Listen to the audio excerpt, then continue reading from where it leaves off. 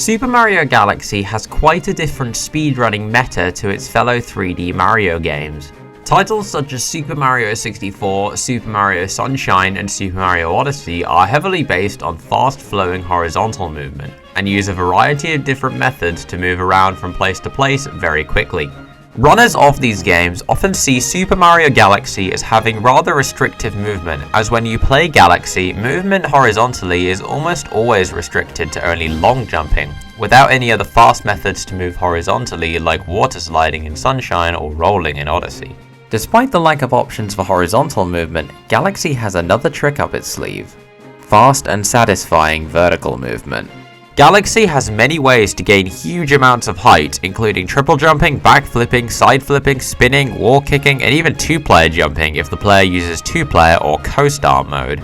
Whilst many other 3D Mario titles have these methods of movement, none of them quite reach the absurd vertical speed that can be achieved in Galaxy, especially if the player uses Luigi unlocked after getting all 120 stars of Mario, allowing the player to jump higher and run faster. One way Galaxy speedrunners take advantage of the absurd vertical movement is with gravity skips. A gravity skip is when the player breaks out of the gravity sphere of one planet and into the gravity sphere of a different planet, skipping over any objectives or movement that would normally be required on the first planet. Notably, perhaps the most difficult and extreme skip in the entire game happens to be a gravity skip. This skip is located in the Battlerock Galaxy's first level, Battlerock Barrage, and is known as Battlerock Out of Bounds.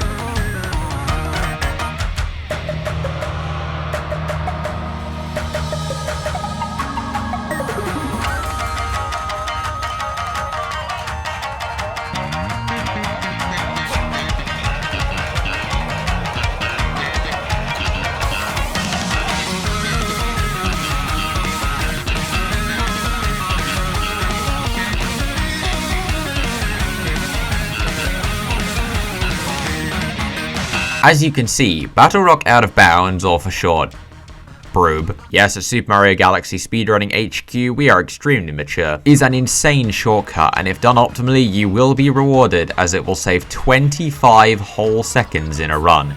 You probably have a few questions running through your head right now. How do you triple jump so high? How are you long jumping on a slope? Exactly how difficult is it to pull off?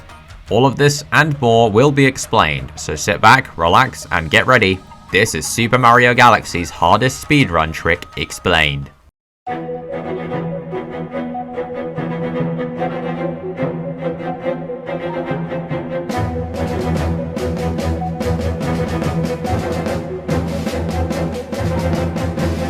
Before doing anything, let's have a quick-ish overview of what's going on here. Emphasis on the ish because there is a lot to go over, so let's dive right in.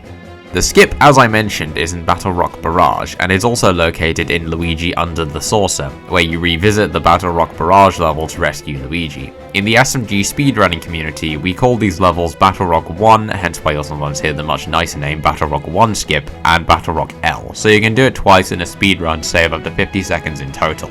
The trick begins by getting Luigi to spin this screw to get the saucer moving as normal, then running forward and jumping around this green circle.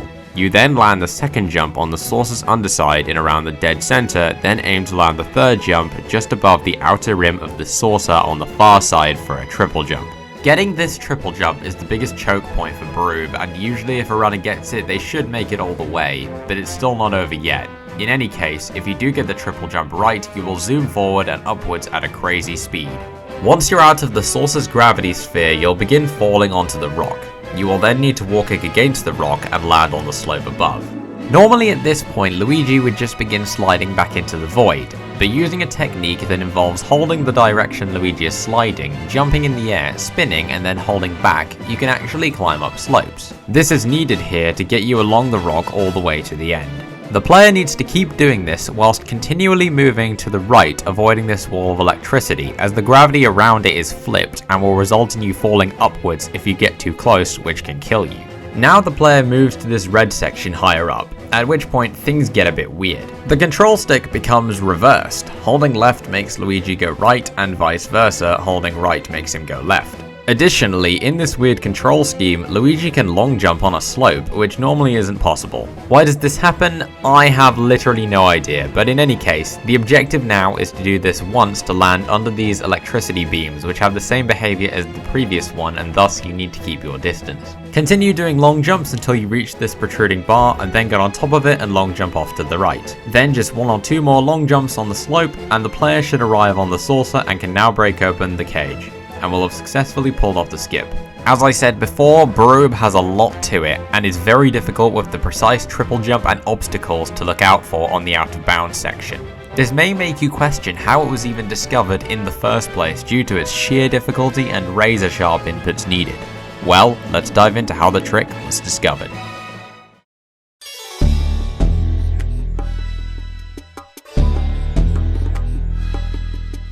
Firstly, the section on the moving saucer in Battlerock 1 and L is what is known as an auto-scroller. Auto-scrollers are a term used to describe a section of a game where the player is locked from moving along and has to wait for a certain animation to occur, a screen to scroll enough, etc. In our case, a platform has to move from point A to point B, and you can't do anything to speed up this process. Auto-scrollers are generally quite disliked by speedrunners, as there isn't any way to save time. You just have to wait around for your next opportunity to proceed, and the auto-scroller in Battlerock 1 is no exception. Therefore, for several years before the skip's eventual discovery, some had theorized about a potential way to get out of bounds such that you could skip the auto-scroller.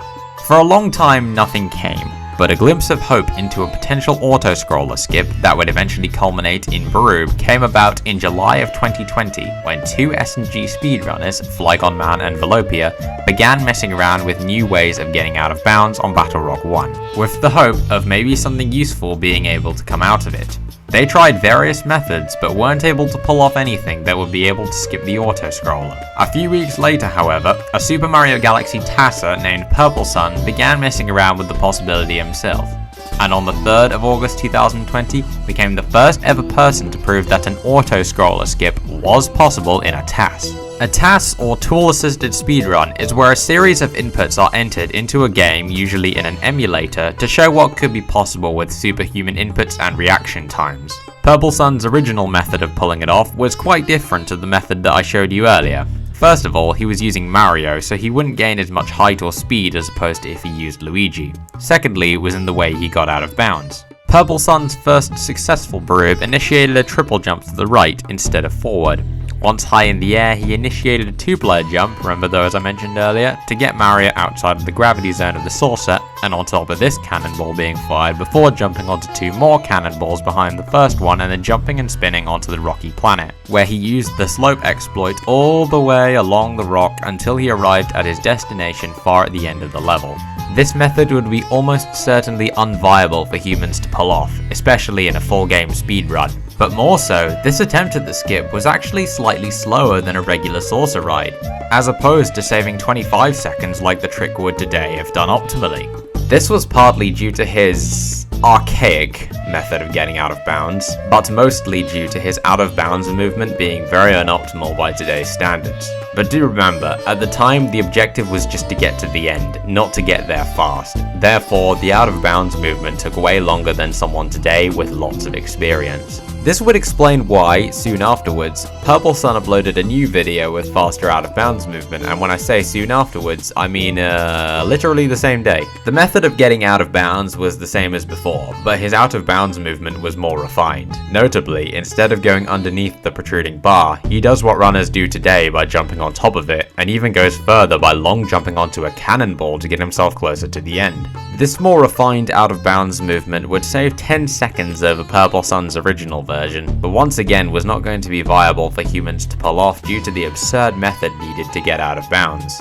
Vellopia continued to mess around with the trick, trying to maybe make it feasible to be pulled off, but she didn't find much success. She then asked PurpleSun to look into a human viable setup with Luigi, so PurpleSun got to work looking for a new setup, and after enough time, he found something: the Mega Triple Jump.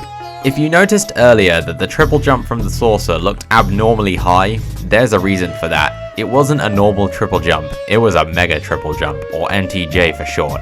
A mega triple jump is a very complicated piece of tech that PurpleSun uncovered when labbing with Broob. They occur when the gravity and geometry change in a specific way before landing a triple jump. MTJs were technically already known about, as they were used by speedrunners in the Space Junk Galaxy level Polestar Path in a strategy called Sludgy Hop, found by and named after Super Mario Galaxy speedrunner and former world record holder, the Sludgy Gamer. Although they weren't properly understood until PurpleSun found this Broob setup.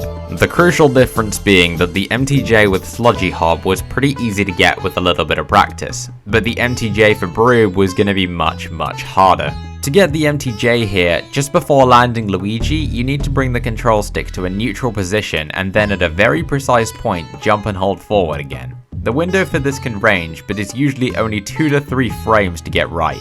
With Super Mario Galaxy running at 60 frames per second, this means you're looking at best at a 0.05 second window to get this, which is crazy tight. Though it did look to be just about possible for humans, but it was going to be daunting and insanely hard to pull off. But one man who felt he was going to be the one to do it was Vallu. Vallu had been a world record contender in Super Mario Galaxy for several years, notably being the only person to hold all 9 main world records in SMG1 and SMG2 at the same time. Ugh. 9 out of 9. It finally happened. $5 a month. How do you have hours It finally of time happened. and not $5?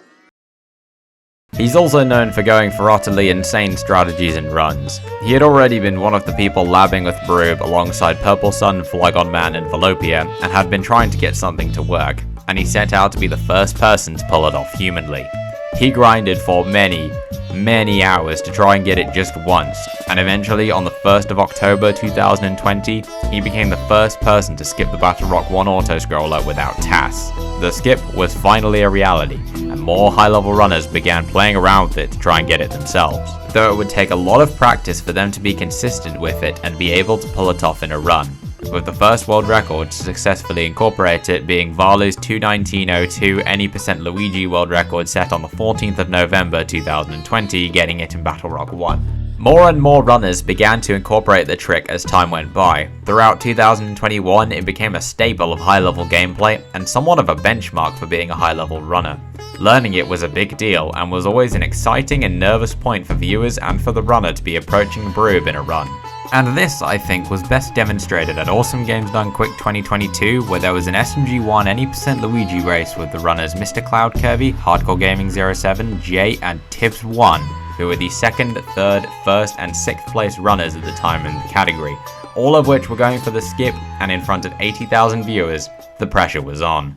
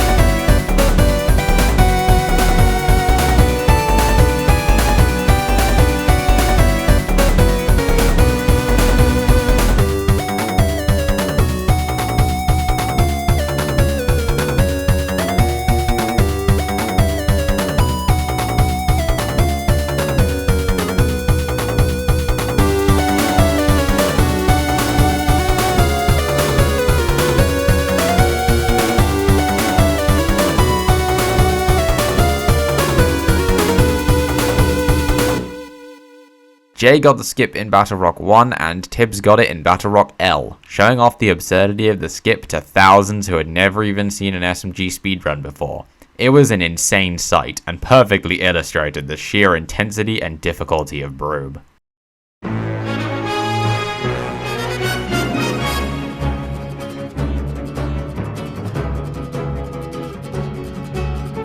So now you have an overview of how the skip works and how it was discovered. How does Broob affect the meta of a Super Mario Galaxy speedrun? You may just think that it's another skip that you gotta get when you're good, and that it would just be another choke point that runs die to a lot and would make world record runs around 50 seconds faster.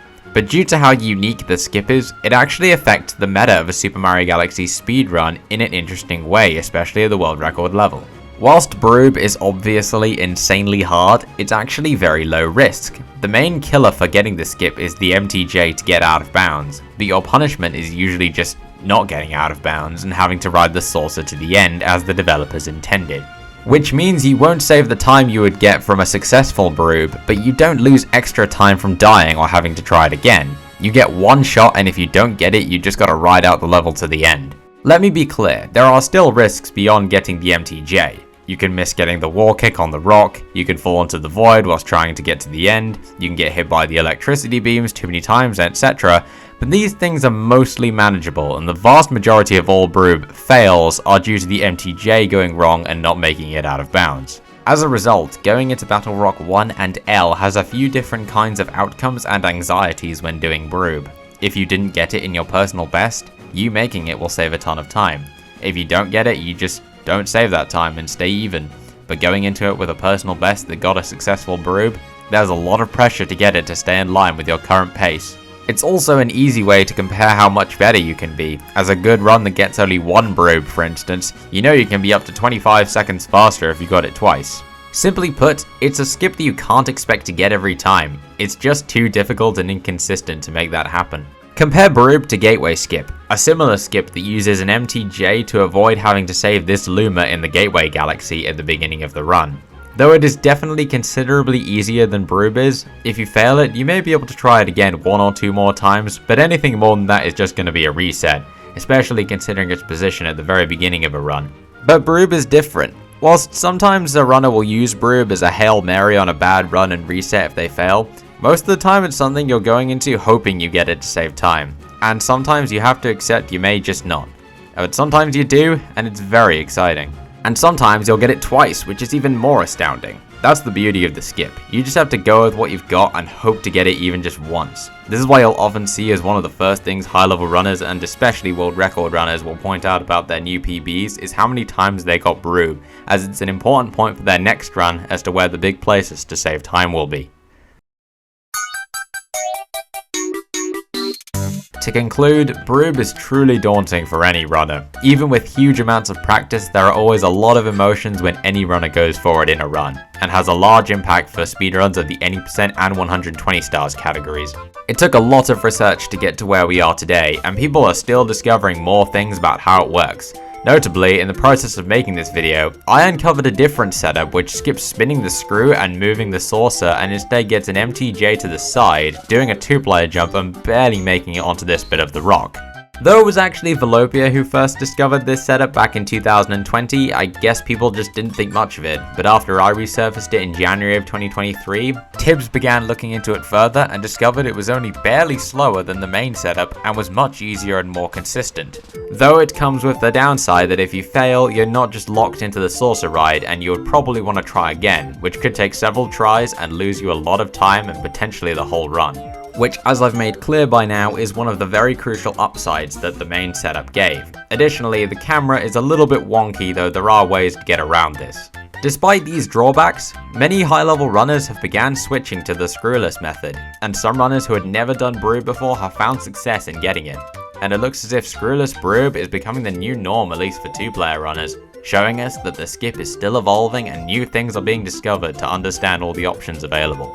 If you're considering trying out Broob for yourself, be warned, it is very hard if I haven't driven that home enough yet. Even the screwless setup is pretty tricky. You could spend several hours and still not get it once, and if you're looking to get into SMG speedrunning, there are so many skips and strategies that are significantly easier and save even more time. It's just not worth it until you're a very established runner. Though if you're interested in learning the game, I recommend joining the SMG speedrunning Discord server. There are tons of resources to help you, as well as a bunch of folks able to answer any questions or queries you have. I'll leave a link in the description for you to join. And that is all I have to say. I do hope you enjoyed this video. It took me several months on and off, so if you could like and subscribe, I'd really appreciate it a lot. Additionally, my socials are linked in the description. If you could drop a follow on Twitter and join my Discord, I'd appreciate it. I also stream runs of this game on Twitch, so if that's your thing, feel free to check me out and follow me there. I also want to thank PurpleSun, Vellopia and Vallu for their help when I was researching this video. I couldn't have made this without them. I'll leave their links in the description too, as well as everyone who let me use their footage. Thanks to all of you. Go check them all out. And that's that. More videos to come soon, and thank you for watching.